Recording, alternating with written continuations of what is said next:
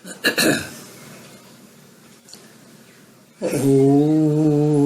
शन्नो मित्र शं वरुण शन्नो भवत्वर्यमा शन्नो इंद्रो बृहस्पतिः शन्नो विष्णुरुक्रमः। धर्म प्रेमी सज्जनों तथा भारतवासियों को आज एक मैं संदेशा ये देना चाह रहा हूँ। यद्यपि मैं रोजाना लिख करके भी दे रहा हूँ आप लोगों को, और आज के दिन में मैंने दो विचार आप लोगों के नजदीक प्रस्तुत किया हूं। एक विचार तो वो है जो कल रात को 8 बजे से 9 बजे तक के प्रोग्राम में IVN 7 में सुमित अवस्थी जी के साथ हम तो पूछेंगे वाला कार्यक्रम में जो दिखाया जा रहा था, उसमें कई राजनीतिक दलों के नेतागण भी थे, पर अवस्थी जी उनको चुप नहीं करा पाए, उनकी बोलती बंद नहीं करा पाए। विशेष करके बसपा वाला था एक, और वो भी इस्लाम का नुमाइंदा था, और वो ये भी कह रहा था कि आजम खान ने कभी भी गलत बयानी नहीं की। RSS के एक अधिकारी थे, उन्होंने कहा कि भारत माँ को डायन कहा है। उसने बोला नहीं, ऐसा नहीं कहा, आपने देखा नहीं, आपने जाना नहीं। अवस्थी जी ने कहा कि मेरे पास सारा प्रमाण है, आदि आदि। खैर, और वो जो प्रोग्राम चल रहा था वो था उत्तराखंड के मुख्यमंत्री हरीश रावत जी, जिन्होंने कल ये ऐलान किया है कि सरकारी नौकर जो इस्लाम के नुमाइंदा हैं उन्हें जुमे की नमाज के लिए 1.5 घंटे की छुट्टी दी जाएगी। जबकि इस ऐलान के बाद रावत जी ने सोचा कि शायद हिंदुओं के लिए ये बात ठीक न हो, या हिंदुओं के साथ हम पक्षपात कर रहे हैं, इसलिए हिंदुओं के लिए भी कह दिया कि उन्हें भी पूजा अर्चना करने के लिए छूट दी जाएगी। यद्यपि उसका खुलासा नहीं हुआ, वो न्यूज चैनल में हिंदुओं के लिए क्या दिया जाएगा ये खुलासा नहीं हुआ, लेकिन इसका स्पष्टीकरण आ गया है कि नमाज जुमे के लिए या जुमे की नमाज के लिए 1.5 घंटे की छुट्टी दी जाएगी। पर मैं तो रावत जी से ही नहीं अपितु समग्र इन तथाकथित कांग्रेसियों से, क्योंकि कौम का अलग हो गया है, रेस इनका अलग रह गया। आज चंडीगढ़ चुनाव में भी हरियाणा और पंजाब वालों ने दिखा दिया है कि कांग्रेस का सुपड़ा साफ होने वाला है।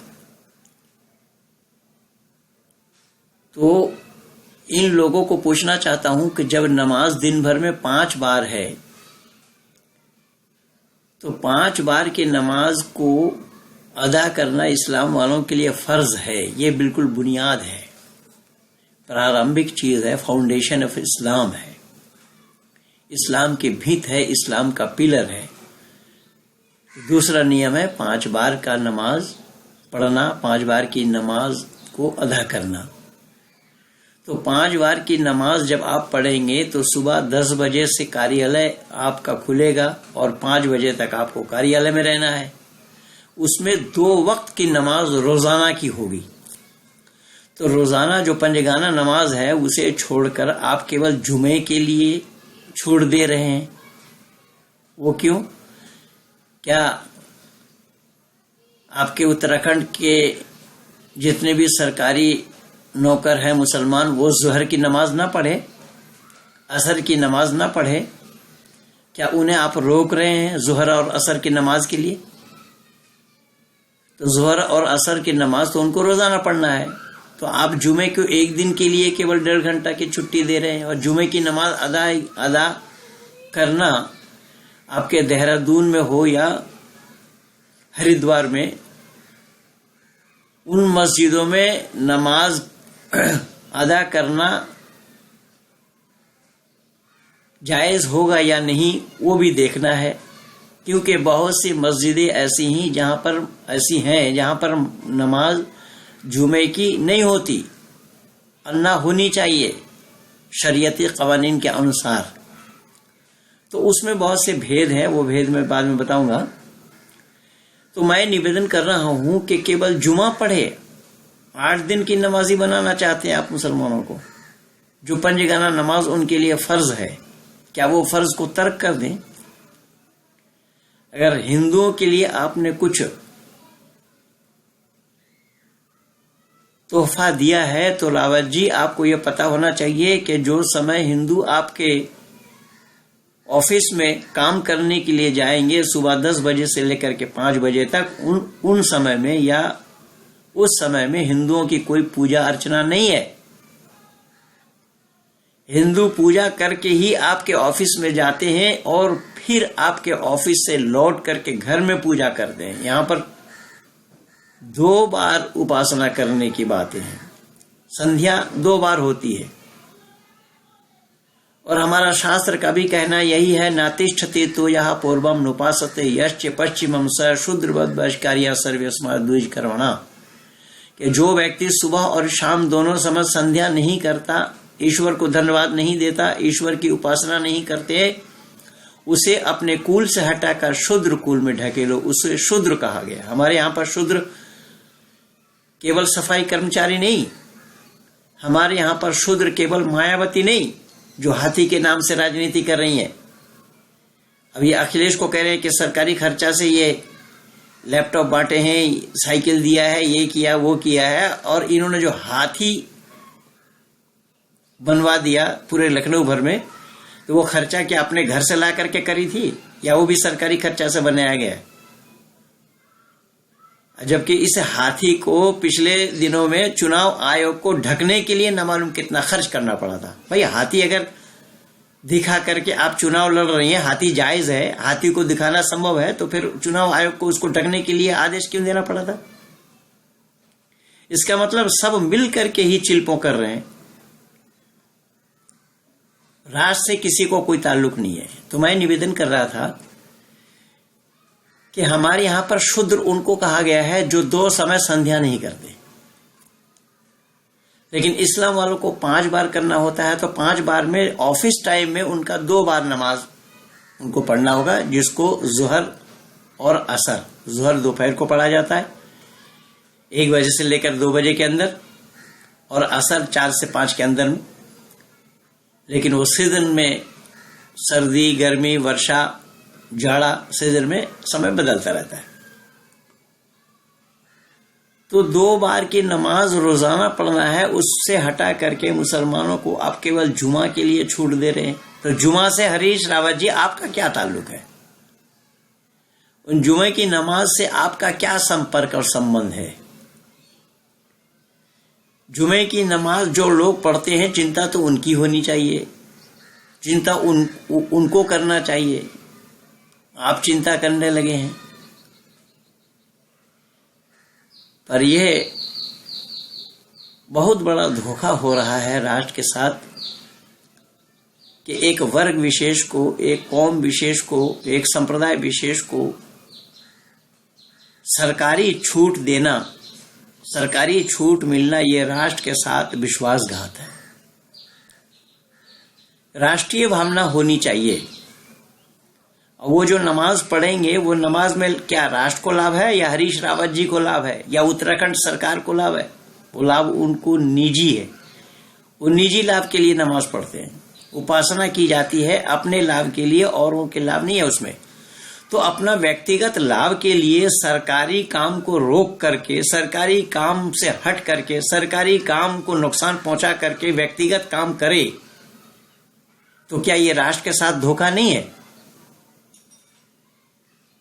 दुर्भाग्य इस देश का कि आज इस इस्लाम के नाम से इस्लामी कार्ड खेल रहे हैं ये राजनेतागण, जो सरासर राष्ट्र के साथ विश्वासघात है। नमाज कोई पढ़ेगा तो उसको लाभ होगा, अन्य को नहीं। नमाज पढ़ने से व्यक्तिगत उसी लाभ है, वो अपना कर्तव्य पालन करेगा, उसके लिए वो कर्तव्य है, तो उसको व्यक्तिगत लाभ है। उस व्यक्तिगत लाभ के लिए राष्ट्र के समय को काट कर वो व्यक्तिगत लाभ पहुंचाना या व्यक्तिगत लाभ उठाना, यह कौन सी इंसानियत की बात होगी? दूसरी बात यह है कि असदुद्दीन ओवैसी भी इस्लाम के नाम से, दूरदर्शन में मैं देखता रहता हूं, कई बार मुस्लिम पर्सनल लॉ को लेकर के, कई बार तलाक को लेकर के, कई बार कुछ को लेकर के सब लोग चिल्पों करते हैं। और एंकर जितने भी होते हैं, इन मुसलमानों को निरुत्तर करने के लिए इनके पास कोई सवाल ही नहीं होता है।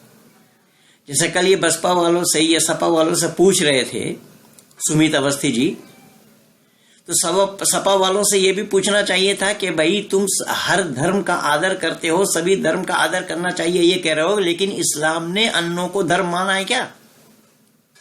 कुरान तो साफ गवाह है, इन्ना दीन इंदल्लाहिल इस्लाम, एक ही दीन है जिसका नाम इस्लाम है। वमन यब्तगी गैरल इस्लाम दीनन, एक इस्लाम को छोड़ करके और किसी को दीन नहीं माना गया, किसी को धर्म नहीं माना गया। तो जब इस्लाम किसी और को धर्म नहीं मानता है तो फिर आप सब धर्म क्या चिल्ला रहे हो? भारतवर्ष के जितने भी सेकुलरवादी नेता अपने को सेकुलरवादी कहते हैं, ये सेकुलरवादी है या कुलरवादी है तो वही जाने, जिन्हें धर्म के बारे में कुछ भी जानकारी नहीं है, खामखा बकवास करते रहते हैं। धर्म निरपेक्ष शब्द ही गलत है, धर्म निरपेक्ष होना संभव ही नहीं है। तो आप सभी धर्म जो चिल्ला रहे हो, ये धोखा तो स्वामी विवेकानंद ने भी किया है। स्वामी विवेकानंद ने भी कहा सभी धर्म, जबकि स्वामी विवेकानंद को धर्म के बारे में जानकारी नहीं थी, सबको धर्म कह दिया उन्होंने। तो मैं अभी वैदिक सिद्धांत, वैदिक मान्यता को लागू करना नहीं चाहता कि धर्म सब होता है या धर्म एक होता है, लेकिन मैं इस्लाम वालों के लिए कह रहा हूं कि जो इस्लाम वाले अन्य किसी को धर्म नहीं मानता है तो उसके लिए हरीश रावत जी के पास क्या जवाब है? और एंकर सुमित अवस्थी जी से मैं ये बतलाना चाहूंगा कि आपको ये पूछना चाहिए था, वो जो सपा वाला नेता आपने बुला रखे थे, और एक बाम मार्गी वाला वो भी बकवास करने लगा था। अब इन बाम मार्गी ने क्या किया है? जबकि सुमित अवस्थी जी ने पूछा कि बिंदा करात जो कह रही है क्या उसके लिए माफी मांगेंगे? अब देखिए बिंदा करात क्या कह रही है कि पी से पॉकेट, एम से मार, पीएम का क्या परिभाषा इन्होंने दिया है। मैं आज वही लिख करके दिया हूं कि बिंदा करात बोले या उनके पति प्रकाश करात बोले या सीताराम येचुरी बोले या वर्तमान समय में जितने भी ये कम्युनिस्ट अपने को कहने वाले कहलाने वाले हैं, ये राजा हो चाहे प्रजा हो, ये जितने भी ये कम्युनिस्ट नेता हैं, जबकि वाम मार्ग उनको कहा जाता है, वाम के माने होता है उल्टा। इन्होंने जन्म से कभी भी सीधा चल करके नहीं दिया, रहते हैं भारत में और चीन के लिए ये ख्वाब देख रहे हैं। चीन का चेयरमैन, हमारा चेयरमैन, इनका नारा है। मैं पूछना चाहता हूं इन लोगों से कि पीएम का अर्थ अगर पॉकेट मार है तो क्या यह परिभाषा आज से है या 1947 से लेकर के अब तक है? 1947 में जब वो भारत आजाद हुआ, भारत को आजादी मिली और सबसे पहले प्रधानमंत्री जवाहरलाल नेहरू बने थे, तो क्या जवाहरलाल नेहरू पॉकेट मार थे? हो सकता है जवाहरलाल नेहरू को आप पॉकेट मार कहें, ये मैं नहीं जानता, लेकिन मैं पूछना चाहता हूं बिंदा करात से और उनके पूरे वंशजों से, सारे कम्युनिस्ट कहलाने वालों नेताओं से या सभी कम्युनिस्ट पार्टियों से, कि अगर पीएम के माने पॉकेट मार है तो लाल बहादुर शास्त्री भी पीएम रहे। लाल बहादुर शास्त्री के बायां पांव के छोटी उंगली के नाखून के बराबर नहीं हो आप लोग, उसकी काबिलियत भी आप लोगों के अंदर में नहीं है। लाल बहादुर शास्त्री जी का प्रथम जीवन था। सरकारी नौकर थे, 50 रुपया वेतन भोगी नौकर। इत्तेफाक की बात है कि 50 से वेतन वृद्धि होकर 55 हो गया। जब 55 हो गया तो वो सब पैसा ला करके अपने श्रीमती जी को देते थे।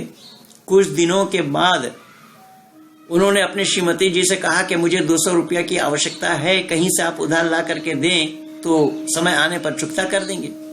तो माता जी ने कही कि मेरे पास 50 रुपया है और उससे आप काम चला लीजिए, 200 रुपया है उससे आप काम चला लीजिए।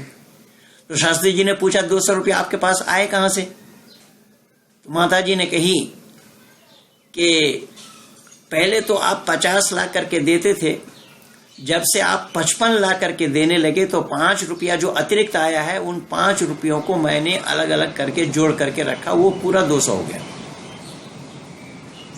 इन 200 से आप काम चला लीजिए। शास्त्री जी अगले दिन जाकर के अपने विभाग अध्यक्ष को लिखा कि मेरी पत्नी आज भी 50 रुपया में घर का खर्च चलाती है।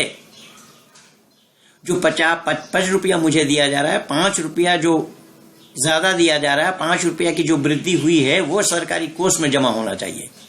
है प्रकाश करात का ये चरित्र या बिंदा करात का ये चरित्र? पति पत्नी मिलकर के बोले। सीताराम येचुरी से मैं पूछ रहा हूं, या ये कन्हैया जो अपने को कन्हैया कहते हैं, जेएनयू के छात्र नेता, और इनके सारे वंशजों को मैं पूछना चाहता हूं, ये चरित्र है इन कम्युनिस्टों का, लाल बहादुर शास्त्री जैसे? ठीक ऐसा ही प्रधानमंत्री रहे हमारे चौधरी चरण सिंह जी। क्या उनके चरित्र के मुकाबले में है इन लोगों का चरित्र जो प्रधानमंत्री को पॉकेट मार कह रही हैं? महिला, निर्लज्ज, बेशर्म, शर्म हया नाम की कोई चीज इन लोगों के पास नहीं है।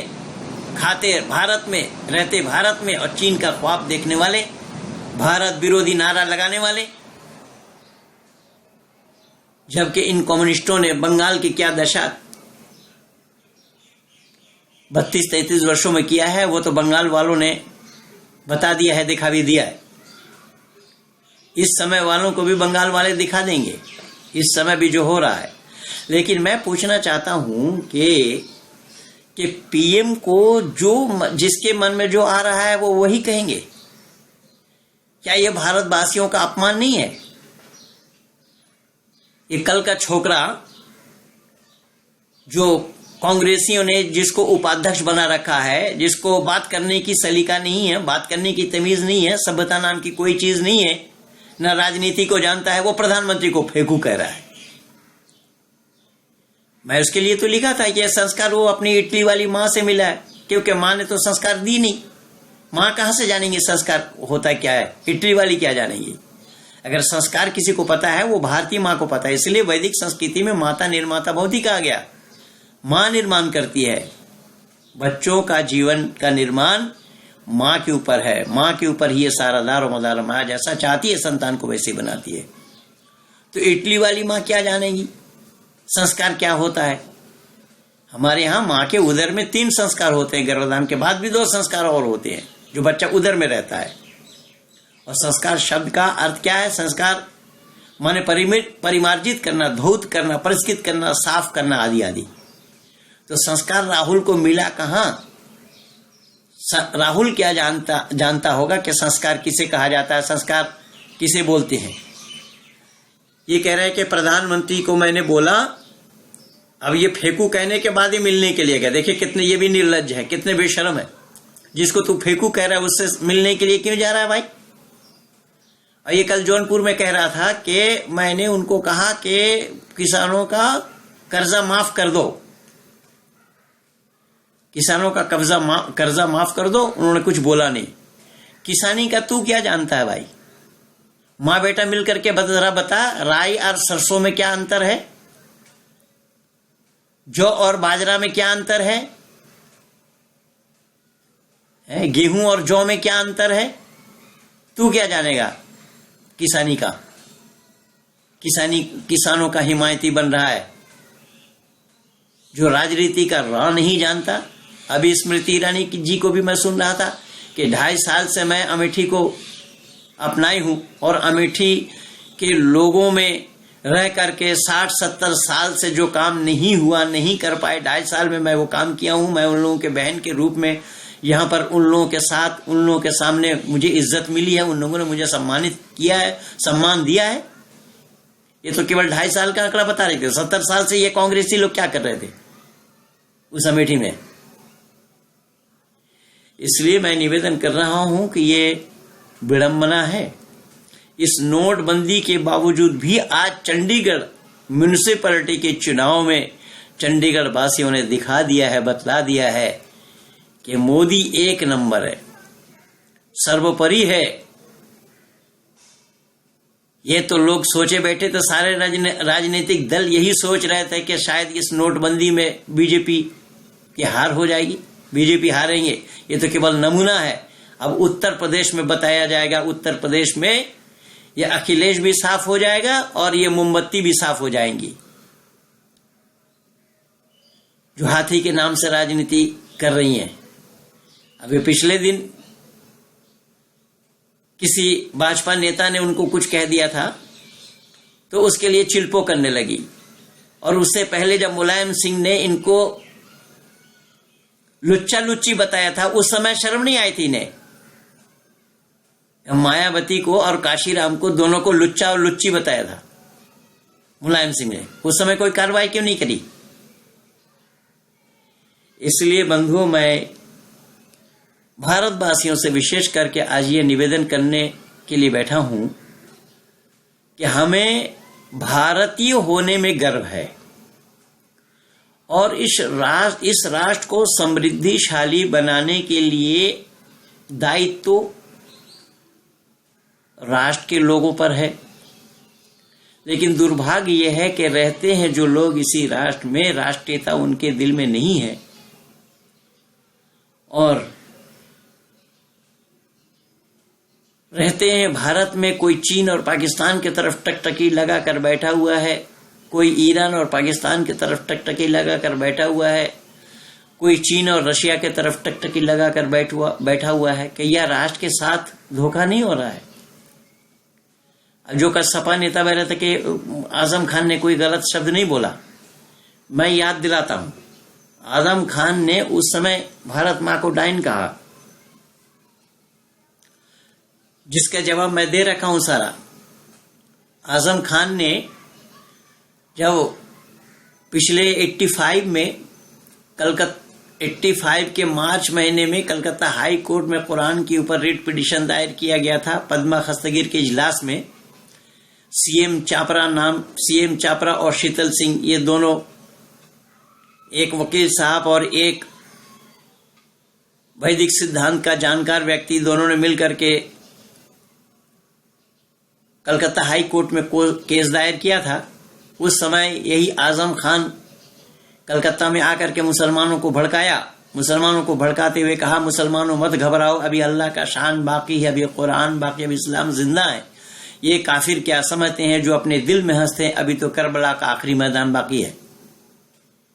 आज मैं दावा के साथ हिंदुओं को यह बता देना चाहता हूं कि किसी हिंदू संगठन ने, चाहे वो राष्ट्रीय स्वयंसेवक संघ हो जो हिंदुओं के लिए दम भरते हैं, चाहे वो विश्व हिंदू परिषद हो जो प्रवीण तुगड़िया लाल बत्ती लगाकर 4-4 गाड़ी लिए घूम रहे हैं, बुलेट प्रूफ जैकेट पहन करके घूम रहे हैं, उन्होंने क्या काम किया, क्या कर रहे हैं वो भी मैं नहीं जानता। इन लोगों से भी जवाब नहीं दिया गया इस आजम खान का।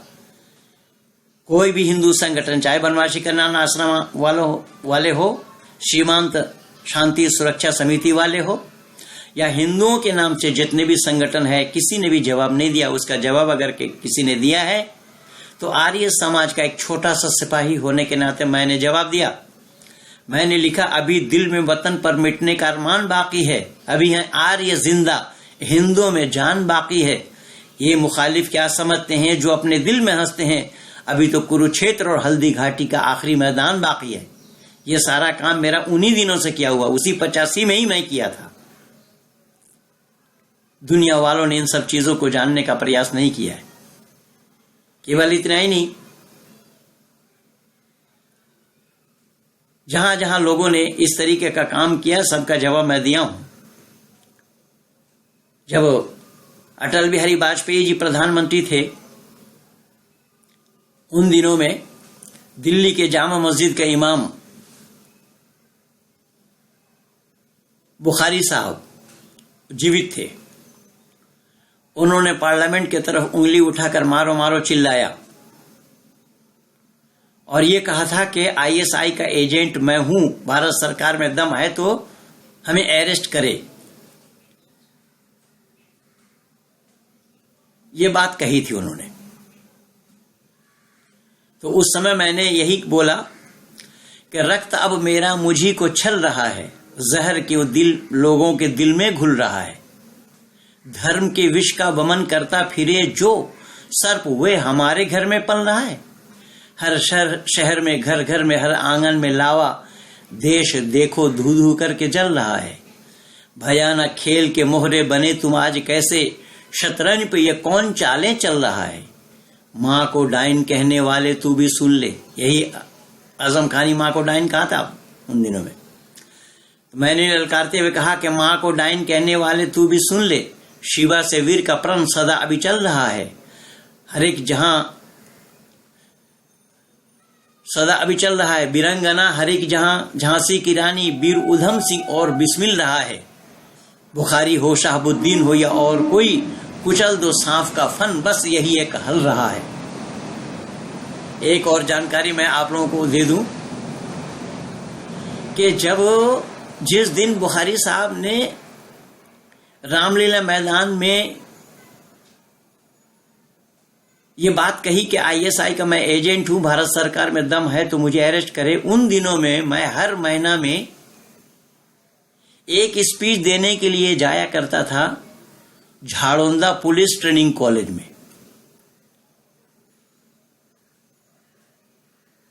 दिल्ली में तो झाड़ोंदा के पुलिस ट्रेनिंग कॉलेज की उस समय अधिकारी थी ये किरण बेदी जी। इन्होंने मेरे साथ भी क्या बदसलूकी किया है वो भी सुन लीजिए। भले ही भाजपा वालों ने उनको गवर्नर बनाया है और उन्हीं के चलते दिल्ली में भाजपा की हार हुई है, ये भी मैं बता दे रहा हूं। तो झाड़ोंदा में ये कमिश्नर थी। हर महीना में मैं एक स्पीच देने के लिए जाता था। ये गाड़ी से ले जाते थे और गाड़ी से मुझे पहुंचाते थे, हमें दक्षिणा भी दिया करते थे।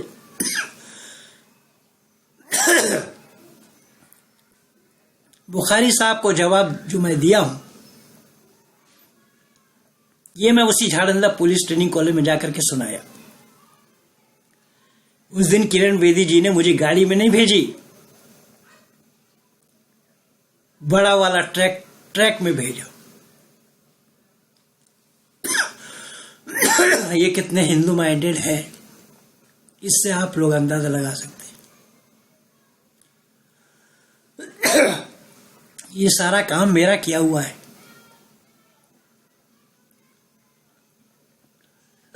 आज 33 वर्षों से मैं ये काम कर रहा हूं। जिन दिनों में हिंदुओं ने जाना ही नहीं,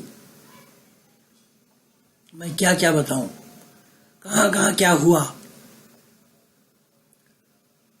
लेकिन वर्तमान समय में मैं इतना भारतवासियों को कहना चाहूंगा कि हमें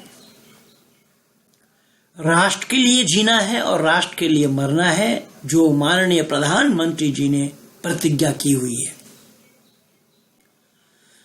माननीय प्रधानमंत्री जी यही चाहते हैं कि इस राष्ट्र को समृद्धिशाली बनाया जाए, ये लक्ष्य है उनका। और इस लक्ष्य में भागीदारी हम राष्ट्र के सारे निवासियों का होना चाहिए और उन लोगों को भी पहचानना चाहिए जो बिंदा करार जैसी महिलाएं, हिंदू घराने जैसे महिलाओं के लिए महिलाएं जैसे टिकली लगाती हैं कपाल में, लाल बड़ा सा टिकली लगाती हैं। क्या सिद्ध करना चाहती हैं पता नहीं। कम्युनिस्ट विचारधारा क्या है? कम्युनिस्ट विचारधारा एक दूसरे से शादी करने की नहीं है, एक दूसरे के साथ रहने का है। अपना संपत्ति नहीं, सब राष्ट्र का है, ये कहते हैं। ये समता चाहते हैं। ये माम मार्गी कहते हैं कि हम समता चाहते हैं। मैं इन लोगों से पूछना चाहता हूं, ये सवाल मैंने अग्निवेश से भी की थी,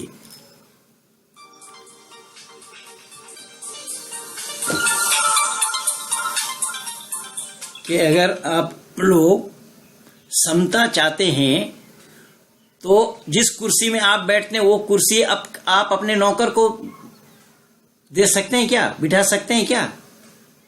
आप अपने नौकर को उस कुर्सी में बिठा नहीं सकते हैं, तो फिर काहे का समता है आपके पास? क्या समता चाहते हैं आप? किन के लिए समता चाहते हैं? इसलिए बंधु याद रखिएगा, ये कम्युनिस्ट जो वाम मार्गी अपने को कहते हैं, उल्टा चलने वाले कहते हैं, इनका भेद वीडियो के रूप में लगा हुआ है यूट्यूब में, वहां पर सुन लीजिएगा। मैं सारा विषय उजागर कर रखा हूं। लेकिन फिर भी मैं निवेदन करूंगा कि आज चंडीगढ़ वालों ने बीजेपी को जिता करके जो राष्ट्रीयता का परिचय दिया है, हर चुनाव में यही परिणाम आना चाहिए। भारतवासियों से मैं यही विनती करने के लिए बैठा हूं, विनती कर रहा हूं। आप सभी धर्मप्रेमी सज्जनों, राष्ट्रवासियों, इस राष्ट्र को समृद्धिशाली बनाने के लिए माननीय प्रधानमंत्री जी का हाथ मजबूत कीजिए।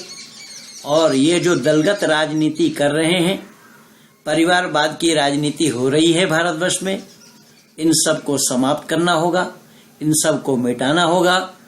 और व्यक्तिगत किसी जाति के नाम से, किसी वर्ग के नाम से, किसी संप्रदाय के नाम से कोई भी राजनीतिक दल न बने, कोई भी राजनीतिक पार्टी न बने, इसके लिए मैं वह चुनाव आयोग से गुजारिश करूंगा कि उन सब की मान्यता समाप्त कर देनी चाहिए, चाहे वो असदुद्दीन ओवैसी हो या XYZ कोई और हो।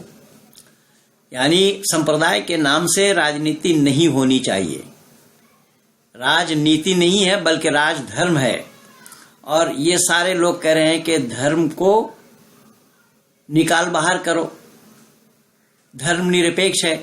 अरे रिश्वत लेना अधर्म है, तो रिश्वत लेना जब अधर्म है और धर्म मनुष्य मात्र के लिए है और रिश्वत आप लेते हो, तो रिश्वत लेना अधर्म है, तो फिर राजनीति में जाकर के आप रिश्वत ले रहे हो। क्या क्या कांड नहीं किया इन कांग्रेसियों ने। सबसे पहला घोटाला इनका हुआ था चीनी घोटाला।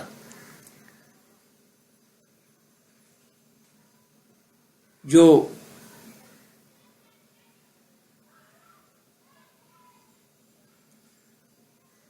कांग्रेसी काल से 60-70 साल से जिन कांग्रेसियों ने इस भारतवर्ष को लूटा है, उसी लूट के खजाना को जो जहां जहां जमा कर रखा है, उसी को निकालने के लिए ये नोट बदली या नोट बदलाव का तरीका मोदी जी ने ढूंढा है। इसलिए बंधुओं, मैं अधिक न कहता हुआ आप लोगों से यही गुजारिश करूंगा, यही प्रार्थना करूंगा, विनती करूंगा कि राष्ट्र को समृद्धिशाली बनाने के लिए माननीय प्रधानमंत्री जी का हाथ मजबूत कीजिए। इन्हीं शब्दों के साथ आप सब लोगों को बहुत बहुत धन्यवाद देते हुए, जैसा चंडीगढ़ वालों ने बीजेपी को समर्थन दे करके अपने राष्ट्रीयता का परिचय दिया है, अब जहां जहां चुनाव है आप लोग भी इसी तरीके से बीजेपी को जिता करके राष्ट्रीयता का परिचय दीजिए। राष्ट्र को समृद्धिशाली बनाने के लिए, राष्ट्र के आप कर्णधार हैं, इसको उजागर करने के लिए भाजपा को समृद्धिशाली बनाइए। भाजपा की सरकार संपूर्ण भारत भर में हो, भारत के सभी प्रांतों में हो और सेंट्रल में भी सरकार भाजपा की हो, तो ये देश की उन्नति रोकने के लिए अमेरिका भी पीछे रह जाएगा। इन्हीं शब्दों के साथ धन्यवाद।